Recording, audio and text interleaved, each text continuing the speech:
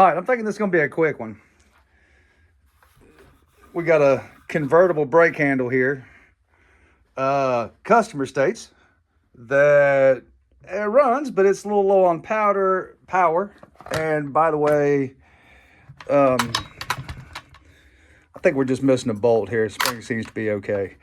But the sneaky thing is you can't get there without taking the handle off and effectively doing it right. But I'm going to hang it out there and say that that's pretty epic. And uniform. Rotate this around. Oh, that sounds good, man. It must be pulling a bunch through there. How long it takes a neighbor's dog to come over and say hello.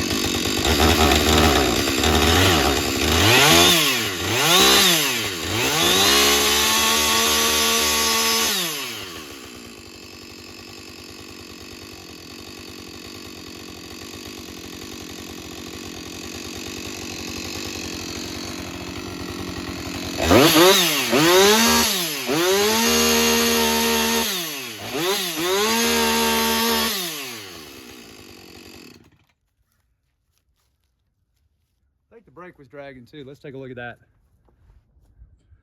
It's the little filter that could. Here, let me get a little light down there. I mean, there's a tiny amount of particulate down there. Not very much. Not considered that this was like on some challenge from the 2000s when they used to bury the chainsaws in sawdust and see who ran the longest. All right, I was getting ready to put the handle back on, or I'm starting to put the handle back on. A couple of things.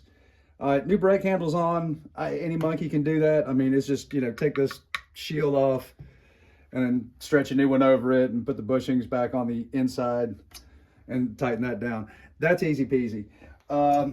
One thing of note, if you've got your screws off and you can't remember what goes where, the long screws go in the gas tank and the short screws go underneath here. And if you mix that up, you will have so much screw sticking out of the bottom of the handle, it'll actually grind through the crankcase, and these will actually dig 2 holes into the oil tank, and you'll have oil dripping for days. So anyway, and this is what I was talking about. You can't really get a good angle on that. Oops, let me turn this so you can see. All right. You're not going to be able to. All right, I went ahead and did the easy stuff, not to bore you, but here's how thick that is. And there's just that little chamfered edge. And it's certainly enough for that tab right here to flex and just roll right over. So once it has that little bit of wear on it, it's time to replace it.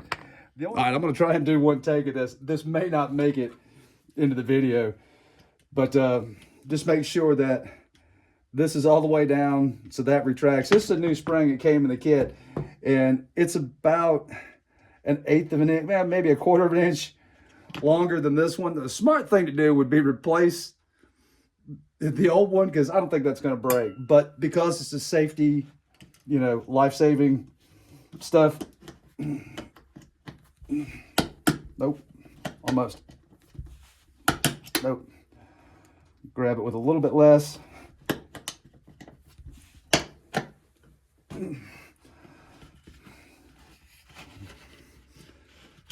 All right, see what I'm talking about? If I let go of this, it flexes up. All this for a damn chain brake. All right.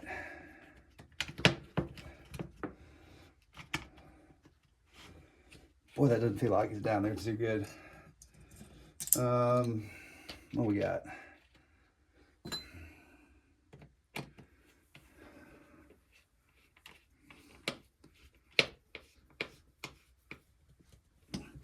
This was missing both of these screws. I had to go find a part saw because I didn't have any of these specific screws.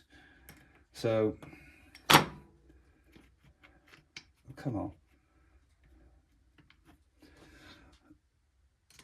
But yeah, the first time you try to replace that little penny ante part, it's a huge pain in the ass.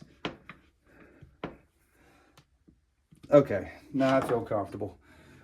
Now I'll show you how to, because right now the chain brake is engaged. You won't be able to put this on. So let me get tidied up here and I'll show you the last little bit. I don't know how good this is going to come out on video, but with like I said, with the chain brake engaged, you're not going to be able to give over clutch drum. So slide this on and you want it's going to be on there kind of diagonal. So here's what I want to do is hold this in nice and tight. I'm grabbing the dogs up front and then I want to pull that back. Trying to do this like a bench vise or something like that without some proper leverage is damn near impossible. It'll really strain you. Now with the brake band disengaged, it goes right on. Let's do a little bit of bar maintenance while we're here. You see that big rolled lip right there? She's pretty nasty, but we can take care of that. You know, the tip still moves freely, so we don't have I don't see any burn areas around here where it's been pinched. All that's pretty clear. So let's use, and the rest of the rails have a burr on them that you can feel. So we'll true all this up. Here's a look at the tail end of the bar where it's usually pretty nasty. So you can see how I'm gonna blend this down and kind of smooth that. You see how this file is just wide enough to fit in between the sprocket?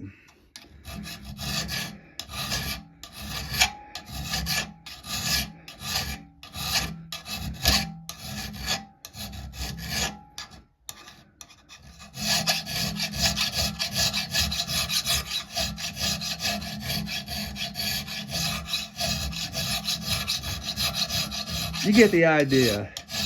Well, here, yeah, I've got you drug along this far for this.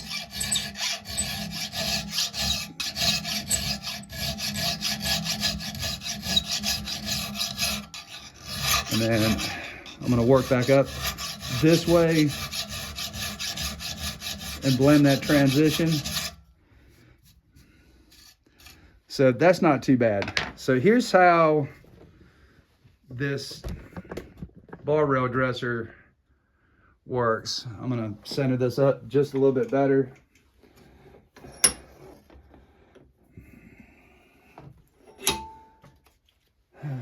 The file goes one way. So you just want to put some pressure in from the side. You'll have to kind of manually do this end as well. And if I can do this, I'll show you. You can grab a marker, see if this one's good enough. Yeah.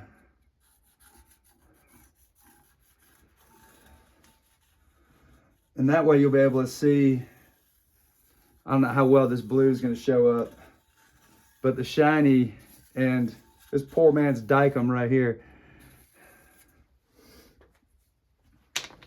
But just dressing it a little bit when it's bad isn't enough. Because usually one rail is going to be higher You'll have some dips. So let me see if I can show you how this looks. So, you know, we're just not, so I've filed on this side, haven't even begun to touch this side. See how this goes? So it lets you know, I mean, if you really keep a steady eye and keep looking at it, you'll be able to see, and you can feel it in the file that you're smooth. You're not skipping, and it's taking really nice bites out of both sides. Let me finish this little giddy up and I'll show you the finished product. Okay, tops of the rails are looking good. Now it's time to do the sides, and this will square up any extra burrs. I usually do this last, so that way I know I've got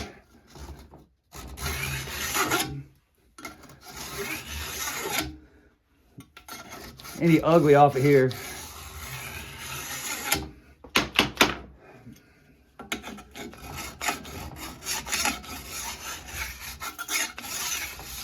There we go. You can tell when you're flush, there's hardly any resistance, and those edges are nice and square. All right, I think that turned out pretty good. It's not perfect by any stretch, and I'm zoomed in on it, but at least there's some form of a transition and some radius. Hopefully that won't wear in quite as bad. And like I said, I'll put this on the top side and let it start wearing on this other side that's in better shape. But we got the rails trued up and they look great. This will actually cut much better.